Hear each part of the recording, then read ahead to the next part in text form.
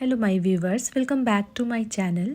Last video में हमने कुछ टॉपिक्स कवर किए थे और आज इस वीडियो में हम मुग़ल साम्राज्य से स्टार्ट करेंगे। ठीक है, मुग़ल साम्राज्य के अंदर के जितने भी इम्पोर्टेंट पॉइंट्स हैं सारे कुछ देखेंगे और देखते हैं कि इस वीडियो में आज कितना कवर हो पाता है। ठीक है, तो वीडियो पे एंड तक बने रहना आप, तो ये चीज़ें समझ आएंगी। और अगर मेरी वीडियो हेल्पफुल लग रही हो आपको तो प्लीज़ लाइक कर दीजिएगा, जितना हो सके इसे शेयर कीजिएगा अपने फ्रेंड्स में और जितने भी लोग हैं आपके जानकारी के सब में शेयर कीजिए, सो दैट और भी एस्पिरेंट्स हैं उनको भी हेल्प मिल सके। ठीक है, और अगर चैनल पे नए हो तो सब्सक्राइब कर लीजिए सो दैट आपको कंटिन्यू वीडियोस मिलती रहे, सारी सीरीज़ आप देख पाओ। और जो भी रेलवे एनटीपीसी एस्पिरेंट्स है और या जितने भी और भी एग्ज़ाम्स हैं जिसमें जीके जीएस हमें पढ़ने होते हैं तो आप सारों के लिए ये हेल्पफुल होगा। तो आप वीडियो को एंड तक देखना और लाइक भी ज़रूर कर देना। ठीक है, चलिए आज का ये वीडियो स्टार्ट करते हैं। आज का हमारा टॉपिक होगा मुग़ल साम्राज्य। और हाँ, अगर आपको पीडीएफ चाहिए तो आप मुझे कमेंट करके बताना, आपको फ्री पीडीएफ भी मिल जाएगी। ठीक है, चलिए। मुग़ल साम्राज्य। मुग़ल वंश का संस्थापक बाबर था। बाबर एवं उत्तरावर्ती मुग़ल शासक तुर्क एवं सुन्नी मुसलमान थे। बाबर ने मुग़ल वंश की स्थापना के साथ ही पद बादशाही की स्थापना की, जिसके तहत शासक को बादशाह कहा जाता था। फिर है बाबर। ठीक है, अब हम मुग़ल साम्राज्य में बाबर के बारे देखेंगे, है ना। तो इसका कार्यकाल देख सकते हो आप, कब से कब तक था, है ना। 1526 से 1530 ईस्वी तक। बाबर का जन्म फरवरी 1483 में हुआ था। इसके पिता उमर शेख मिर्ज़ा फरगाना नामक छोटे राज्य के शासक थे। बाबर फरगाना की गद्दी पर 8 जून 1494 ईस्वी में बैठा। बाबर ने 1507 ईस्वी में बादशाह की उपाधि धारण की, जिसे अब तक किसी तैमूर शासक ने धारण नहीं की थी। बाबर के 4 पुत्र थे। देखिए, ये भी इम्पोर्टेंट है ना। बाबर के 4 पुत्र थे, उनके नाम क्या क्या है देखिए, हुमायूं, कामरान, अस्करी तथा हिंदाल। ठीक है, बाबर ने भारत पर 5 बार आक्रमण किया। बाबर का भारत के विरुद्ध किया गया प्रथम अभियान 1519 ईस्वी में यूसुफ जाई जाति के विरुद्ध था। ठीक है, बाबर का जो प्रथम अभियान था वो कब हुआ था? 1519 में। किसके खिलाफ था वो? यूसुफ जाई जाति के विरुद्ध था। ठीक है, इस अभियान में बाबर ने बाजौर और भेरा को अपने अधिकार में कर लिया। पानीपत के प्रथम युद्ध में बाबर ने पहली बार तुगलमा युद्ध नीति एवं तोपखाने का प्रयोग किया था। उस्ताद अली एवं मुस्तफ़ा बाबर के 2 प्रसिद्ध निशानेबाज थे। ठीक है, बाबर के 2 प्रसिद्ध निशानेबाज कौन कौन थे? उस्ताद अली और मुस्तफ़ा थे, जिसने पानीपत के प्रथम युद्ध में भाग लिया था। बाबर द्वारा लड़े गए प्रमुख युद्ध। देखिए, बाबर ने जो जो युद्ध लड़े थे उनके नाम दिए हैं यहाँ, और वर्ष भी दिया हुआ है ना, डेट के साथ, और फिर पक्ष भी दिया हुआ है और किसकी जीत हुई थी उस युद्ध में वो भी दिया है। ठीक है, तो आप देख सकते हो, चाहो तो स्क्रीनशॉट ले लो या फिर पीडीएफ चाहिए तो मुझे बताना। ओके, देखिए सारे युद्ध का नाम दिया है जिससे बाबर ने लड़ा था। पानीपत का प्रथम युद्ध, खानवा का युद्ध, चंदेरी का युद्ध, घाघरा का युद्ध। इससे भी क्वेश्चन आते हैं ना, डेट्स भी कभी कभी पूछ लिया जाता है, या फिर आपको ये युद्ध का नाम दे देगा और पूछेगा ये युद्ध को किसने लड़ा। मतलब क्वेश्चन से घुमाकर कुछ भी उठाकर इससे दे सकता है। तो इन शॉर्ट कहें तो ये इम्पॉर्टेंट है। ठीक है, तो आप स्क्रीनशॉट ले लो। चलिए अगला पॉइंट देखते हैं। इब्राहिम लोदी मध्यकाल का प्रथम शासक था जो युद्ध स्थल में मारा गया। इसके साथ उसका मित्र ग्वालियर के राजा विक्रमजीत भी युद्ध स्थल में मारा गया। अब इसमें इम्पॉर्टेंट नोट निकल कर आता है। हुमायूं ने कोहिनूर हीरा ग्वालियर के दिवंगत राजा विक्रमजीत के परिवार से प्राप्त किया था। देखिए, सारे लाइंस इंपॉर्टेंट नहीं है, कुछ कुछ है जो इम्पोर्टेंट नहीं भी है, बट फिर भी मैं इसको सारा लाइन टू लाइन रीड कर रही हूँ सो दैट आपको समझ आए। कुछ भी इम्पोर्टेंट लगे आप नोट डाउन करते चलो। नोट डाउन करते चलोगे तो क्या है कि आपको फर्दर रिविज़न में हेल्प होगा। ठीक है, तो एक पास में नोटबुक हमेशा रख लिया कीजिए और जितने भी इम्पोर्टेंट पॉइंट्स आपको मिलते हैं आप उसको नोट डाउन करते चलिए। बाबर को अपनी उदारता के लिए कलंदर की उपाधि दी गई। बाबर ने मुसलमानों को तमगा नामक कर से मुक्त कर दिया था। ठीक है, ऐसे इससे भी क्वेश्चन आ सकता है कि तमगा नामक कर से मुक्त किसने किया था मुसलमानों को? ठीक है ना, तो बाबर ने। खानवा युद्ध में बाबर ने राणा सांगा के खिलाफ जिहाद का नारा दिया और युद्ध में विजय के बाद गाजी की उपाधि धारण की। 30 जनवरी 1528 ईस्वी को जहर दे देने के कारण राणा सांगा की मृत्यु हो गई। बाबर ने बंगाल के शासक नुसरत शाह के साथ 6 मई 1529 को एक दूसरे की संप्रभुता का सम्मान करने का वादा करते हुए एक संधि की, जिसके अनुसार नुसरत शाह ने अफगान विद्रोहियों को शरण न देने का वचन दिया। करीब 48 वर्ष की आयु में 26 दिसंबर 1530 ईस्वी को आगरा में बाबर की मृत्यु हो गई। ठीक है, तो उसकी मृत्यु का भी जो डेट है, ईस्वी है, उसको भी याद रखना है हमें। प्रारंभ में बाबर के शव को आगरा के आराम बाग में दफनाया गया और फिर बाद में काबुल में उसके द्वारा चुने गए स्थान पर दफनाया गया। बाबर की जो मातृभाषा थी वो तुर्की थी, लेकिन वह अरबी और फारसी का भी अच्छा ज्ञाता था। ठीक है ना, बाबर की मातृभाषा तुर्की थी, परंतु उसे फारसी और अरबी भाषा का भी ज्ञान था। बाबर ने अपनी आत्मकथा बाबरनामा जो है उसकी रचना की थी, जो तुर्की में है। ठीक है, जिसका अनुवाद बाद में फारसी में हो गया था। किसने किया था? तो अब्दुल रहीम खान खाना ने। ठीक है, ये भी नाम याद रखिएगा। अपनी आत्मकथा में बाबर ने औपचारिक बागों की योजनाओं और उनके बनाने में अपनी रुचि का वर्णन किया है। अक्सर ये बाग दीवार से घिरे होते थे तथा कृत्रिम नहरों द्वारा 4 भागों में विभाजित आयताकार अहाते में स्थित थे। 4 समान हिस्सों में बटे होने के कारण ये 4 बाग कहलाते थे। ठीक है, देखिए इसमें जो इम्पोर्टेंट नोट है वह 4 बाग बनाने की परंपरा की शुरुआत कब हुई थी? तो अकबर के समय से ना, ये भी याद रखने वाली बात है। बाबर को मुबैयान नामक पद्य शैली का भी जन्मदाता माना जाता है। बाबर प्रसिद्ध नक्शबंदी सूफी ख्वाजा उबैदुल्ला अहरार का अनुयायी था। बाबर का उत्तराधिकारी हुमायूं हुआ। ठीक है, हुमायूं उसका बेटा था ना बाबर का, और वह उसका उत्तराधिकारी हुआ। देखिए अब हुमायूं के बारे में देखेंगे इंपॉर्टेंट पॉइंट्स। हुमायूं का कार्यकाल 1530 से 1556 ईस्वी तक चला। नसरुद्दीन हुमायूं, ठीक है, उसका पूरा नाम था नसरुद्दीन हुमायूं, 29 दिसंबर 1530 ईस्वी को आगरा में 23 वर्ष की अवस्था में सिंहासन पर बैठा। ठीक है, गद्दी पर बैठने से पहले हुमायूं बदखशां का सूबेदार था। अपने पिता के निर्देश के अनुसार हुमायूं ने अपने राज्य का बंटवारा अपने भाइयों में कर दिया। इसने कामरान को काबुल और कधार, मिर्जा अस्करी को संबल, मिर्जा हिंदाल को अलवर व मेवाड़ की जागीरें दी। ठीक है, इस तरह से उसने अपने भाइयों को भी कुछ कुछ जागीरें दी, सब में बंटवारा किया। अपने चचेरे भाई सुलेमान मिर्जा को हुमायूं ने बदखसा प्रदेश दिया।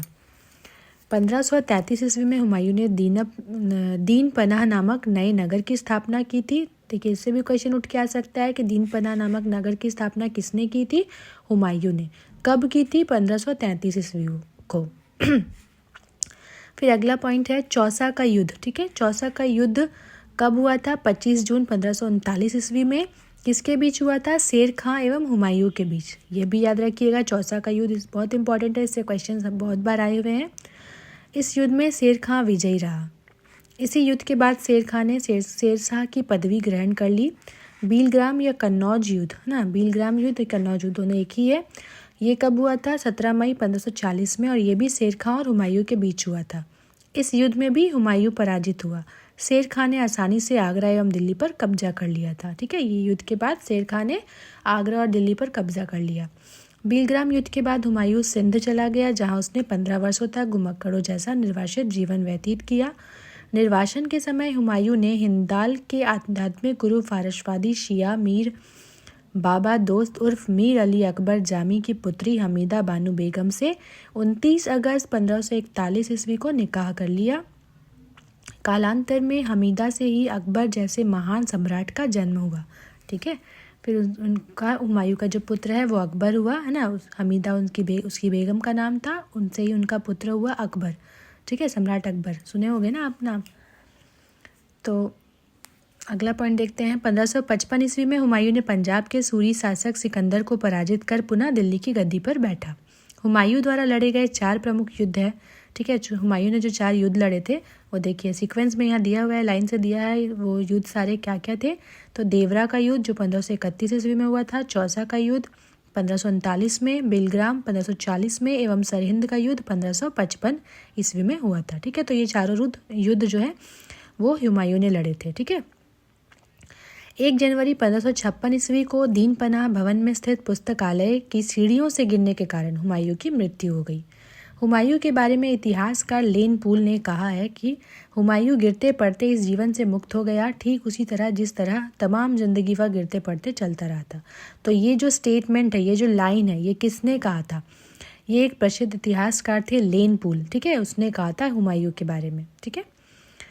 तो कोई भरोसा नहीं है, कभी इससे भी क्वेश्चन बन के आ सकता है ना। तो हमें सारे कुछ, इसलिए मैं सारा लाइन बाय लाइन रीड करके बता रही हूँ आपको, सो दैट बीच से कहीं से कुछ भी क्वेश्चन आए तो आप कर पाओ। हुमायूं नामा की रचना गुलबदन बेगम ने की थी, ठीक है। ये भी देखिए इंपॉर्टेंट है कि हुमायूं नामा की रचना किसने की थी, तो गुलबदन बेगम ने। हुमायूं ज्योतिष में विश्वास करता था, इसलिए इसने सप्ताह के 7 दिन 7 रंग के कपड़े पहनने के नियम बनाए, ठीक है। तो ये हमने देखा हुमायूं के बारे, सारी जो भी इम्पोर्टेंट बातें थी सब कुछ हमने देख लिया। अब हम अगला देखेंगे शेरशाह, ठीक है। शेरशाह के बारे पढ़ेंगे अब हम। तो शेरशाह का भी कार्यकाल आप देख सकते हो 1540 से 45 ईस्वी तक रहा, ठीक है। सूर साम्राज्य का संस्थापक अफगान वंशीय शेरशाह सूरी था। डॉक्टर KR कानूंगो के अनुसार हरियाणा प्रांत के नारनौल स्थान पर इब्राहिम के पुत्र हसन के घर वर्ष 1486 में शेरशाह का जन्म हुआ था, ठीक है। देखिए जन्म और मृत्यु वाला डेट जो है वो भी याद रखने होंगे, बहुत ज़्यादा इंपॉर्टेंट होता है ये। हिस्ट्री में डेट्स ही याद रखना बहुत मुश्किल होता है और बहुत ज़्यादा इम्पॉर्टेंट होता है। परमात्मा शरण का विचार है कि शेरशाह का जन्म वर्ष 1442 ईस्वी में हुआ था। इनके बचपन का नाम फरीद खां था। देखिए शेरशाह का जो बचपन का नाम था वो फरीद खां था, ठीक है। यह सूरवंश से संबंधित था और इनके पिता हसन खां जौनपुर राज्य के अंतर्गत सासाराम के जमींदार थे। फरीद ने एक शेर को तलवार के एक ही वार से मार दिया था। उसकी इस बहादुरी से प्रसन्न होकर बिहार के अफगान शासक सुल्तान मोहम्मद बहार खां लोहानी ने उसे शेर खां की उपाधि दी थी, ठीक है। शेरशाह जो थे उनका बचपन का नाम फरीद खां था, पर उन्हें शेर खां की उपाधि कब मिली थी, उन्हें किसने दी थी, तो मोहम्मद बहार खां लोहानी ने, ठीक है। उनकी बहादुरी से प्रसन्न होकर उन्हें ये उपाधि दी थी, शेर खां की उपाधि। फिर है शेर खां बिलग्राम युद्ध के बाद दिल्ली की गद्दी पर बैठा। शेरशाह की मृत्यु कालिंजर के किले को जीतने के क्रम में 22 मई 1545 को हो गई थी। मृत्यु के समय वह उक्का नाम का आग्नेयास्त्र चला रहा था। कालिंजर का शासक कीरत सिंह था। हिंद तथा ईरानी वास्तुकला के समन्वय का प्रथम उदाहरण है शेरशाह का मकबरा, जिसे सासाराम में झील के बीच ऊंचे टीले पर निर्मित किया गया है। रोहतासगढ़ किला-ए-कोहना नामक मस्जिद का निर्माण भी शेरशाह के द्वारा किया गया था। शेरशाह ने रोहतासगढ़ के दुर्ग एवं कन्नौज के स्थान पर शेरसूर नामक नगर बसाया। फिर है अगला, शेरशाह का उत्तराधिकारी उसका पुत्र इस्लाम शाह था, ठीक है। उसका जो सक्सेसर था उत्तराधिकारी वो कौन था, इस्लाम शाह, जो शेरशाह का पुत्र था। शेरशाह ने भूमि की माप के लिए 32 अंक वाला सिकंदरी गज एवं सन की डंडी का प्रयोग किया। शेरशाह के समय पैदावार का लगभग 1/3 भाग सरकार लगान के रूप में वसूल करती थी। शेरशाह ने सोने के सिक्के, अशरफ, चांदी का रुपया तथा तांबे का दाम नामक सिक्के चलाए, ठीक है। ये जो सिक्के हैं देखिए ये भी इम्पॉर्टेंट है ना, ये जो सिक्के हैं अशरफ, रुपया और दाम, ये सिक्कों का प्रचलन भी किसने किया, तो शेरशाह ने ना, शेरशाह ने ही इन सिक्कों को चलाया था अपने समय में। चांदी का रुपया सर्वप्रथम शेरशाह ने जारी किया। चांदी के रुपये तांबे के दाम का विनिमय अनुपात 1:64 का था, ठीक है। चांदी और तांबे का जो अनुपात था वो 1:64 का था। शेरशाह के समय तांबे के अन्य सिक्के भी थे, अधोला, पावला, दमड़ी एवं जीतल, ठीक है। तो ये शेरशाह के समय में चलाए गए सिक्के थे। कबूलियत एवं पट्टा प्रथा की शुरुआत शेरशाह ने की थी। शेरशाह ने 1541 ईस्वी में पाटलिपुत्र को पटना के नाम से पुनः स्थापित किया। इसने ग्रैंड ट्रंक रोड की भी मरम्मत करवाई। डाक प्रथा का प्रचलन शेरशाह के द्वारा ही किया गया। तो ये भी इम्पोर्टेंट है, सारे आप नोट डाउन कर लो। फिर है मलिक मोहम्मद जायसी शेरशाह के समकालीन थे। तो ये भी यहाँ एंड होता है। शेरशाह के बारे जो भी जानकारियाँ थी हमने यहाँ देखे। अब अगला हम देखेंगे अकबर। देखिए इसका कार्यकाल 1556 से 1605 ईस्वी तक रहा। अब इसके बारे जो भी इम्पोर्टेंट पॉइंट्स है वो देखेंगे हम। सम्राट अकबर का जन्म 15 अक्टूबर 1542 ईस्वी को हमीदा बानो बेगम के गर्भ से अमरकोट के राणा वीर साल के महल में हुआ।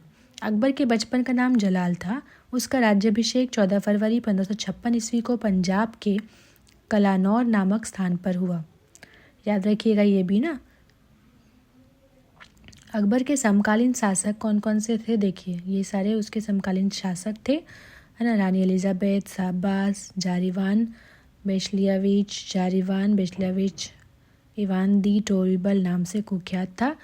तो ये सारे उसके समकालीन शासक थे अकबर के ना। अकबर का शिक्षक अब्दुल लतीफ़ ईरानी विद्वान था। वह जलालुद्दीन मोहम्मद अकबर बादशाही गाजी की उपाधि से राज सिंहासन पर बैठा। बैरम खान 1556 से 60 ईस्वी तक अकबर का संरक्षक रहा। वह बदखशा का निवासी था। उसे प्यार से खानी बाबा कहा जाता था। पानीपत की दूसरी लड़ाई 5 नवंबर 1556 ईस्वी को अकबर और हेमू के बीच हुई थी। ठीक है, पानीपत की दूसरी लड़ाई कब हुई थी, देखिए 5 नवंबर 1556 ईस्वी को। किसके बीच हुई थी, अकबर और हेमू के बीच। इस युद्ध में अकबर की विजय हुई थी ना। 31 जनवरी 1561 को मक्का की तीर्थ यात्रा के दौरान पाटन नामक स्थान पर मुबारक खां नामक युवक ने बैरम खां की हत्या कर दी। मई 1562 में अकबर ने हरम दल से अपने को पूर्णतः मुक्त कर लिया। हल्दी घाटी का युद्ध 18 जून 1576 ईस्वी को मेवाड़ के शासक महाराणा प्रताप एवं अकबर के बीच हुआ। हल्दी घाटी का युद्ध भी कब हुआ ये भी याद रखिएगा, और किसके बीच हुआ, महाराणा प्रताप और अकबर के बीच। इस युद्ध में अकबर विजयी हुआ था। इस युद्ध में मुगल सेना का नेतृत्व मान सिंह एवं अशरफ खान ने किया था। अकबर का सेनापति मान सिंह था। फिर है हल्दी घाटी युद्ध के समय कुंभलगढ़ राणा प्रताप की राजधानी थी। राणा की ओर से इस युद्ध में हाकिम खान सूर्य के नेतृत्व में एक अफगान फौजी टुकड़ी एवं भीलों की एक छोटी सी सेना ने भाग लिया था। फिर है महाराणा प्रताप की मृत्यु 19 जनवरी 1597 में एक सख्त धनुष की प्रत्यंचा चढ़ाते समय अंदरूनी चोट लगने के कारण हो गई थी। हल्दी घाटी के युद्ध के बाद राणा प्रताप ने डूंगरपुर के निकट चावड़ में नई राजधानी बनाई। महाराणा प्रताप के घोड़े का नाम चेतक एवं हाथी का नाम रामप्रसाद था। दीन इलाही धर्म का प्रधान पुरोहित अकबर था। दीन इलाही धर्म स्वीकार करने वाला प्रथम एवं अंतिम हिंदू शासक बीरबल था। महेश दास नामक ब्राह्मण को राजा बीरबल की पदवी दी गई थी, जो हमेशा अकबर के साथ रहता था। ठीक है, तो बीरबल जो था वो महेश दास नाम था उसका पहले ना, वह एक ब्राह्मण था और उसे फिर बीरबल की पदवी दी गई थी और वह हमेशा राजा अकबर के साथ रहता था। ठीक है, अकबर बीरबल की जोड़ी आप सब जानते ही हो। अकबर ने जैन धर्म के जैनाचार्य हरिविजय सूरी को जगत गुरु की उपाधि प्रदान की थी। अकबर ने शाही दरबार में एक अनुष्ठान के रूप में सूर्योपासना शुरू करवाई। राजस्व प्राप्ति की जब्ती प्रणाली अकबर ने के शासनकाल में ही प्रचलित हुई थी। ठीक है, ये इससे भी क्वेश्चन आ सकते हैं कि जब्ती प्रणाली कब शुरू हुई थी, ना किसके शासनकाल में, तो अकबर के शासनकाल में हुई थी ना। अकबर के दीवान राजा टोडरमल ने 1580 ईस्वी में धसाल बंदोबस्त व्यवस्था लागू की। गुजरात विजय के दौरान अकबर सर्वप्रथम पुर्तगालियों से मिला और यहीं उसने सर्वप्रथम समुद्र को देखा। गुजरात अभियान को इतिहासकार स्मिथ ने संसार के इतिहास का सर्वाधिक द्रुतगामी आक्रमण कहा है। अकबर के दरबार के प्रसिद्ध चित्रकार अब्दुल समद था और उसके दरबार का प्रसिद्ध संगीतकार कौन था, तानसेन था। तो ये भी याद रखने वाली बात है। ठीक है, बहुत ज़्यादा इंपॉर्टेंट है, नोट डाउन कर लीजिए। फिर ये देखिए अकबर द्वारा जीते गए प्रदेश ना, सारे प्रदेशों के नाम, ये मैं पढ़ के नहीं बता रही हूँ, इसको आप स्क्रीनशॉट ले लो। ठीक है, अकबर द्वारा जीते गए जो भी प्रदेश थे इन सारे के नाम दिए हुए, सारे प्रदेशों के नाम दिए हुए, उनके शासकों के नाम दिए हैं, वर्ष दिया है और मुगल सेनापति दिया है। फिर दक्षिण भारत के सारे प्रदेशों के नाम दिए हैं, उनके शासक, वर्ष और मुगल सेनापति दिए हैं। देख सकते हो आप, मैं थोड़ा कुछ सेकेंड के लिए पॉज कर रही हूँ, आप इसको स्क्रीनशॉट ले लो, देख सकते हो आप। ठीक है, बहुत सारा है। चलिए अगला देखते हैं। दशवंत एवं बसावन अकबर के दरबार के चित्रकार थे। ठीक है, देखिए जो प्रमुख चित्रकार थे, मतलब प्रसिद्ध चित्रकार जो थे वो अब्दुल समद था ना, और भी चित्रकार दशवंत और बसावन भी थे, पर जो प्रसिद्ध था वो अब्दुल समद था। ठीक है, और जो प्रमुख गायक थे अकबर के दरबार के वो तानसेन थे, बाज बहादुर थे, बाबा रामदास एवं बैजू बाबरा, है ना, ये चारों थे। लेकिन जो उसमें से प्रसिद्ध था वह तानसेन था ना, देख सकते हो तानसेन था ना। तो ये सब इम्पोर्टेंट है और इसमें ये सारा पैराग्राफ सब कुछ इम्पोर्टेंट नहीं है, तो मैं ये सारा नहीं पढ़ रही हूँ, इसमें कुछ स्किप कर रही हूँ। जो इम्पोर्टेंट है उसको पढ़ रही हूँ, ठीक है।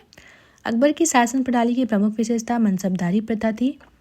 अकबर के समकालीन प्रसिद्ध सूफी संत शेख सलीम चिश्ती थे। अकबर की मृत्यु 16 अक्टूबर 1605 ईस्वी को हुई और इसे आगरा के निकट सिकंदरा में दफनाया गया, ठीक है। फिर देखिए, अकबर के दरबार के को सुशोभित करने वाले 9 रत्न थे। अबुल फजल, फैजी, तानसेन, बिरबल, टोडरमल, राजमान सिंह, अब्दुल रहीम खाने खाना, फ़कीर अजीरुद्दीन, मुल्ला दो प्याजा, ठीक है। ये सारे उसके मतलब जो प्रमुख दरबारी बोल सकते हो, वो अकबर के दरबार को की शोभा बढ़ाने वाले लोग यही थे ना। फिर अबुल फजल का बड़ा भाई फैजी अकबर के दरबार में राजकवि के पद पर आसीन था।